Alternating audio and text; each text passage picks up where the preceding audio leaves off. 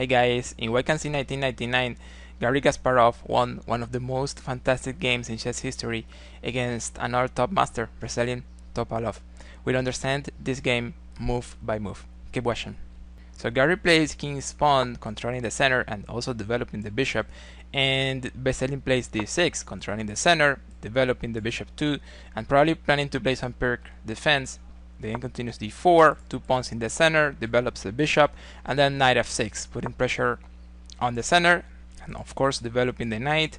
Knight c3 develops and protects, and then g6. We are playing here a Pyrrhic defense.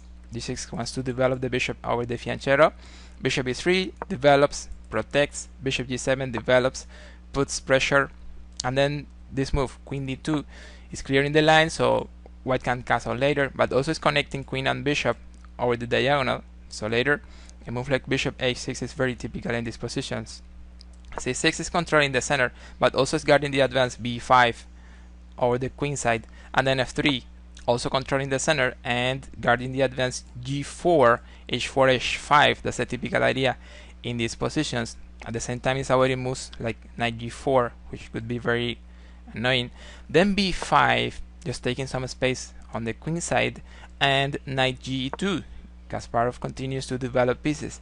Knight d7, Topalov develops, controls squares, and bishop goes to h6.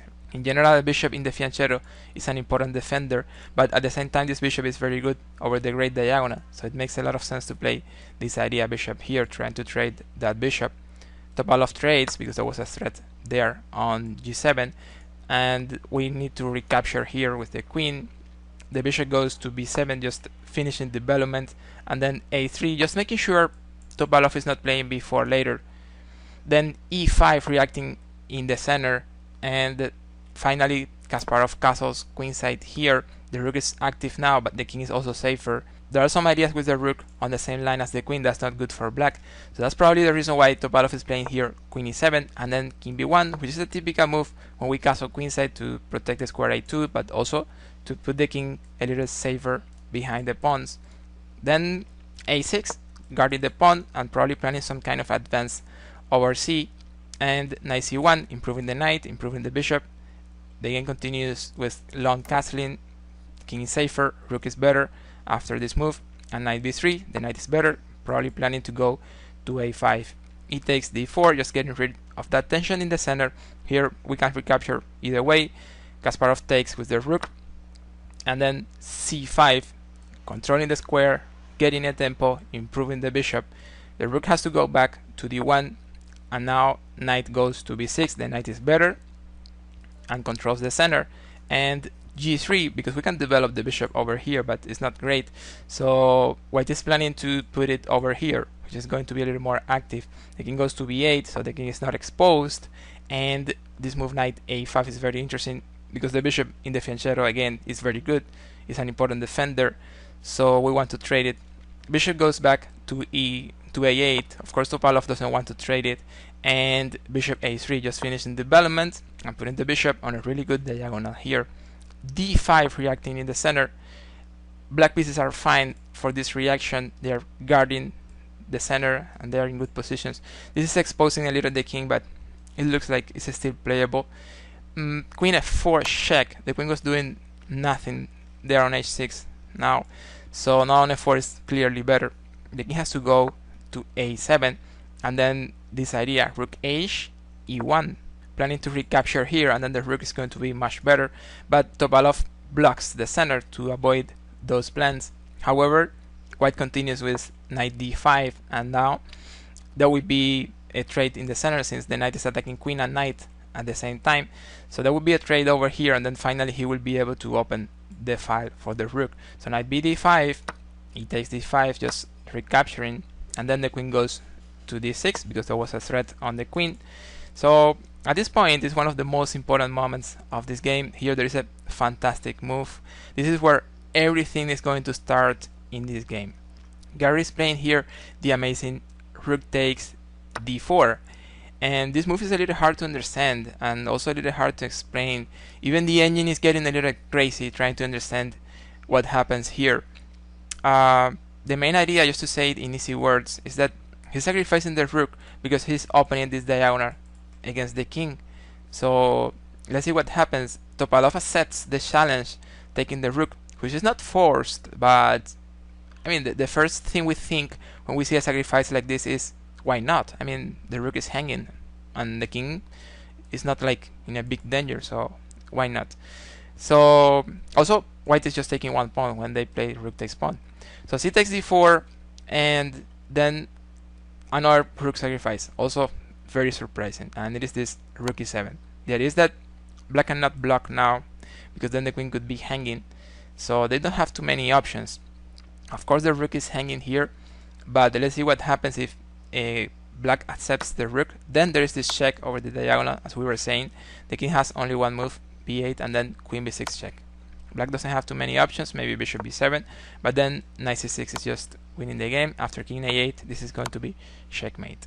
So after this rook e7, this time the capture is not going to be playable. It's clearly a mistake.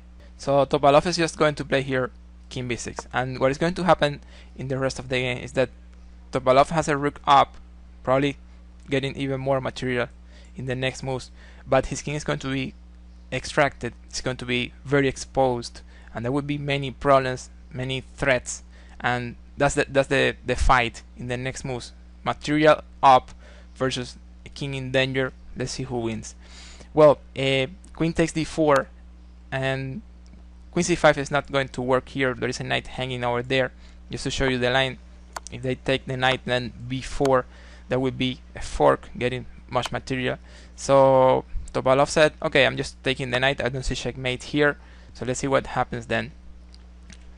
b4, and then the king is going to be even more extracted. When the king is outside, is clearly in danger.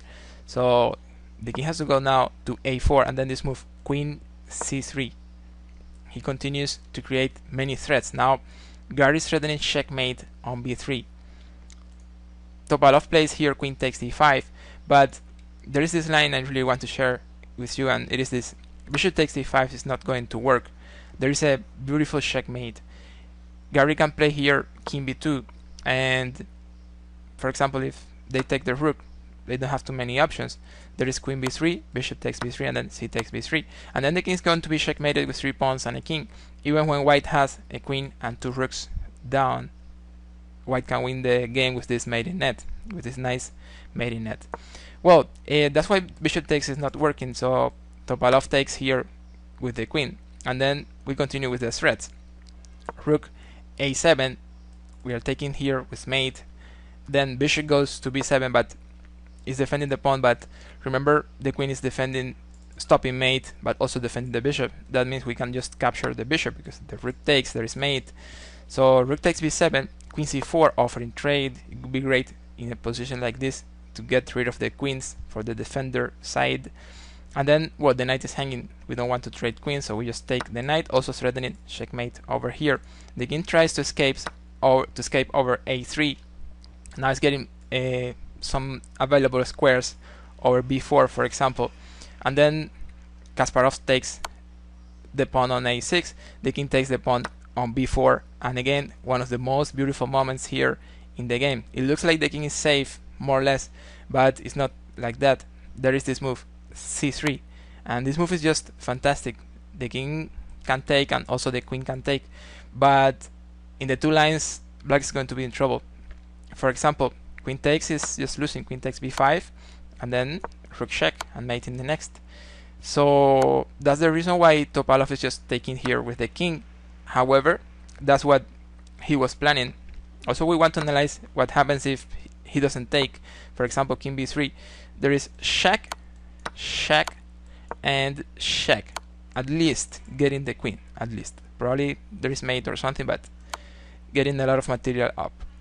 So the line we had in the game is king takes c3, and we continue with the initiative, queen a1. Observe, we have a exchange down, a pawn down, but also white king is now open. So if black can get the turn to play, if white loses the initiative, white is lost. So that's why Kasparov is going to keep the initiative, is going to keep the threats. Black king is clearly in trouble. So let's see, the king goes to d2, and then queen goes to b2 check. The king will try to avoid the e file since the rook can go to e7. So black is just playing here king d1. And again, this is one of those positions where, okay, the king is exposed, but how do you continue now? I mean, there are no good checks. The rook is covering over here, the queen is covering over here. So white doesn't have good checks, and it looks like the king could be safe again. I mean, in the next move is black's turn, and they are giving checks, they are using the file.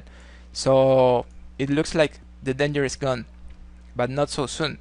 Another fantastic move by Gary, bishop f1. And the main idea with this move is that he wants to deflect the queen so he can give a check over c2. After this move, black is already in big trouble, because also if the queen moves back, there could be some mate over e2.